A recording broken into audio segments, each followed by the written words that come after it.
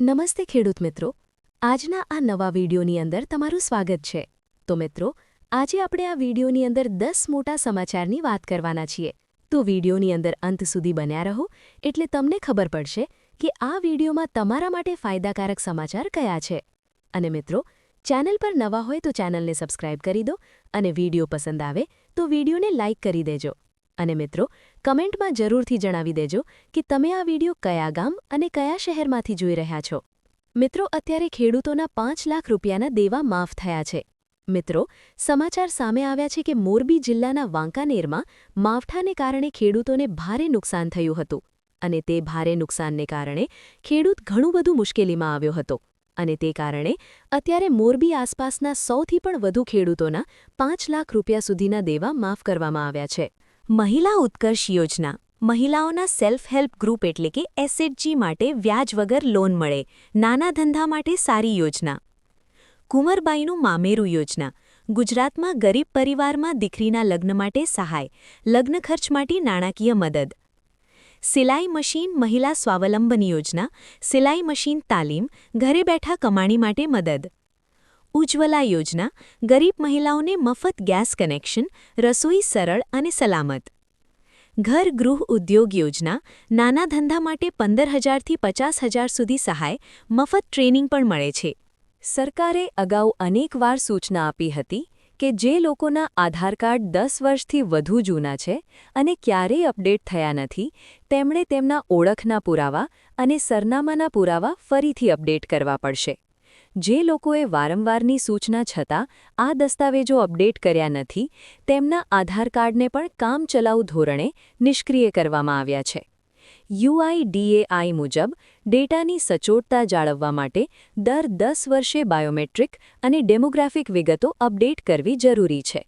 આ પ્રક્રિયા ઓનલાઈન અથવા નજીકના આધાર કેન્દ્ર પર જઈને પૂર્ણ કરી શકાય છે। ફાર્મર રજિસ્ટ્રેશન અંતર્ગત પીએમ કિસાન પોર્ટલની માહિતી આપતા પ્રવક્તા મંત્રી જીતુભાઈ વાઘાણીએ જણાવ્યું હતું કે ભારત સરકારના ડિજિટલ એગ્રીસ્ટેક પ્રોજેક્ટ હેઠળ ફાર્મર રજિસ્ટ્રેશન પ્રોગ્રામ અંતર્ગત પીએમ કિસાનમાં 88% ખેડૂતોના કેવાયસી અને જમીનોના લેન્ડ રેકોર્ડ્સ તેમજ રજિસ્ટ્રેશનની કામગીરી રાજ્ય સરકાર દ્વારા પૂર્ણ કરવામાં આવી છે। ફાર્મર રજિસ્ટ્રેશન અંતર્ગત પીએમ કિસાન પોર્ટલમાં ખેડૂતોના રજિસ્ટ્રેશનની કામગીરી પૂર્ણ કરીને ગુજરાત દેશમાં ચોથા ક્રમે છે। રાજ્યમાં કુલ 59 લાખ લાભાર્થીઓએ ફાર્મર રજિસ્ટ્રી પોર્ટલ ઉપર રજિસ્ટ્રેશન કરાવ્યું છે। ગુજરાત સરકારે આજે મહત્વનો નિર્ણય લીધો છે। આજે મળેલી કેબિનેટની બેઠકમાં એવો નિર્ણય લેવાયો છે કે શાળાઓ શરૂ થતાં પહેલાં જ 1 એપ્રિલથી વિદ્યાર્થીઓ અને વાલીઓને આવકનો દાખલો સહિત 18 જેટલા વિવિધ પ્રમાણપત્રો ઓનલાઈન મળશે, જેના કારણે 80 લાખ લોકોને સીધો ફાયદો થશે। રાજ્ય સરકારના પ્રવક્તા મંત્રી જીતુ વાઘાણીએ જણાવ્યું હતું કે આજે મળેલી મંત્રીમંડળની બેઠકમાં મુખ્યમંત્રી ભૂપેન્દ્ર પટેલના નેતૃત્વમાં એક મહત્વપૂર્ણ નિર્ણય લેવામાં આવ્યો છે। લોન લેવા માંગતા લોકોને મોટો ઝટકો। રિઝર્વ બેંક ઓફ ઇન્ડિયાના ગવર્નર સંજય મલ્હોત્રાએ આજે નીતિગત દરો જાહેર કરતા રેપો રેટને 5.25% પર યથાવત રાખ્યો છે।